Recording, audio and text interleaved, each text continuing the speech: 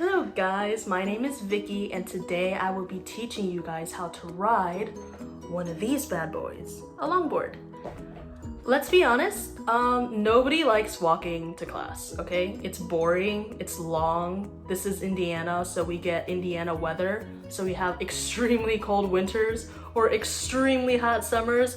Case in point, it is currently 88 degrees outside, and let me tell you, you do not want to be walking anywhere for any distance outside in 88 degree weather. It is very uncomfortable, to say the very least.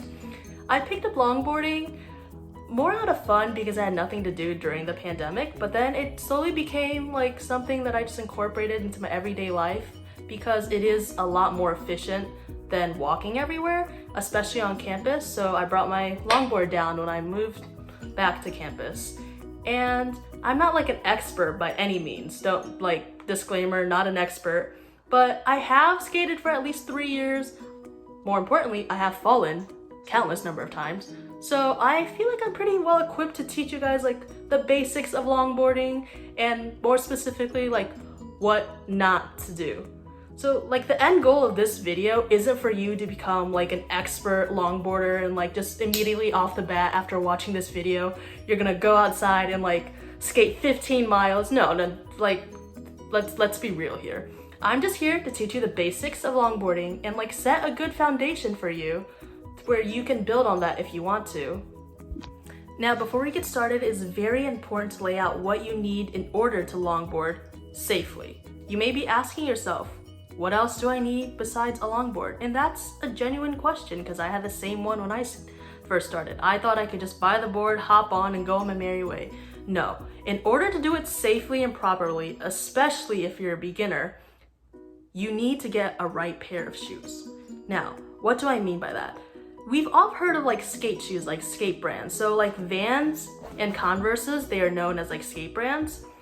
And there's also like, you know, Nike makes their own skate shoes. All of the brands, insert brand, they most definitely make skate shoes. So what makes it a quote unquote skate shoe? Well, two things. One, it's typically not as heavy as like other shoes. And two, the soles are very important. So this sole is very flat, number one. And number two, the grip is great. Two things you most definitely need on a longboard.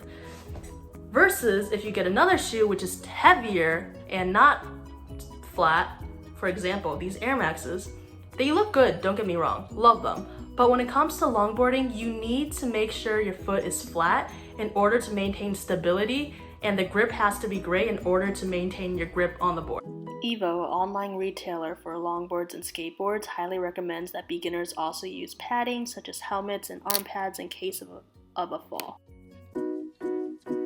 In order to find one's dominant foot, Landiot's, a highly respected brand in the industry, suggests one does a push test, as I describe later on. Before you start skating, obviously, is to get your foot placement.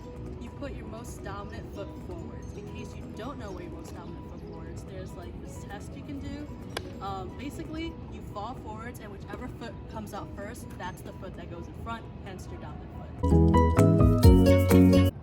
Next, to practice your balance, I would recommend putting your longboard on either grass or something where your longboard won't move and just practice balancing. You don't have to move right now, just practice standing on and get your body used to the feeling of going back and forth on one. Now, in conjunction with learning how to balance on the board, the next step, once you're comfortable, get back on the board, still keep it where it is, stationary, and just practice turning. So turning is relatively easy. All you do is put pressure on either your toes or the back of your foot, depending on which way you want to turn. If you put pressure on your toes, you turn left. If you put pressure on the back of your foot, you turn right.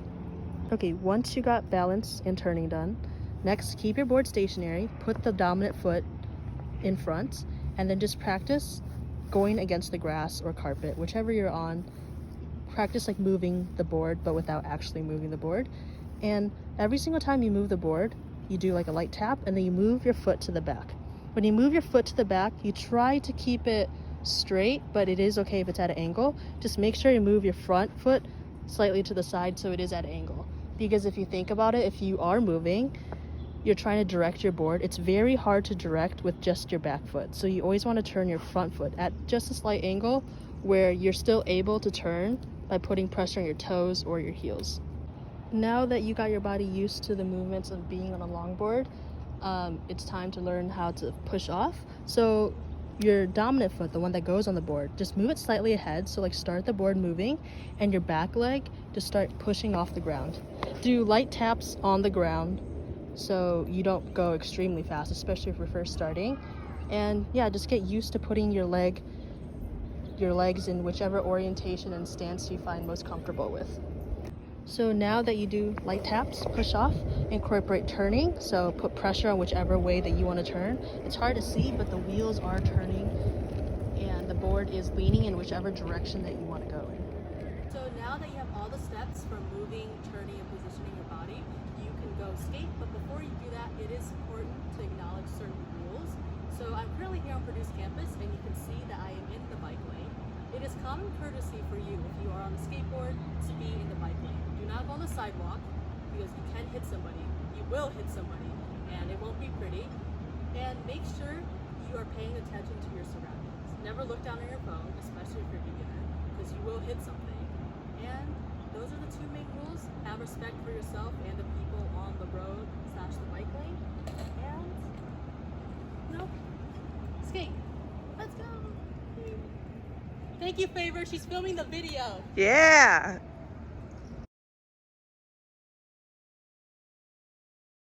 I used an Arbor Collective longboard in my video, and according to this Arbor Collective article, it can be a more difficult board for beginners to ride on because of how short it is.